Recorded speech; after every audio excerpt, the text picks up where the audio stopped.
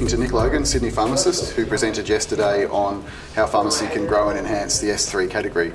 So Nick, firstly I suppose, what do you think, is pharmacy handling S3 well at the moment?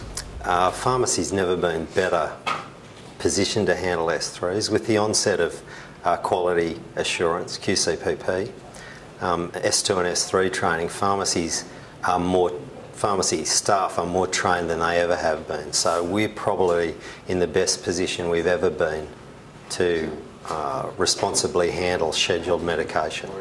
And are there any sort of things that pharmacies generally need to do so they can handle S3 better? Like, are there any processes they need to implement or systems? Or?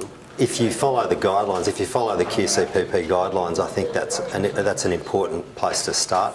Have rostered S2, S3 training. It should be ongoing and rostered, and your roster should take care of every department. That helps to maintain your staff's enthusiasm as well. And so it's obviously important to include all of your staff in this, like your pharmacy assistants, pharmacists, everyone, basically.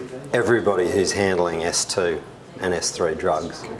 At the presentation yesterday, you went through a number of different categories and products and whatnot, looking at options for what people to do. Which ones do you think are the sort of key ones that people should be looking at, or does it depend on your pharmacy and just assessing what's best for your area?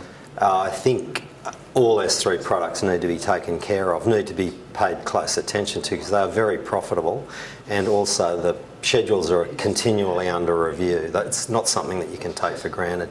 I think combined there's probably a bit of S3 fatigue with combined analgesics. It's something that we need to engage with all of our customers rather than make the interaction as short as possible. That's a very important thing to do.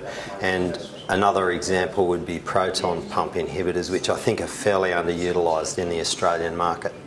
And you mentioned at the talk yesterday, I was going to ask about S3 fatigue. Like, can you describe what that is? I know you mentioned a couple of symptoms of it. So. At the end of a long day, S3 fatigue is not paying the due respect to the S3 process.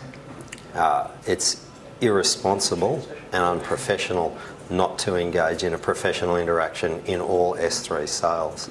And like I said, because they're under review, they're currently under review, we can't afford to take it for granted. So the risk is if pharmacy doesn't handle these products properly, they could lose them. Imagine where we would be. Okay, thank you, Nick. Thank you.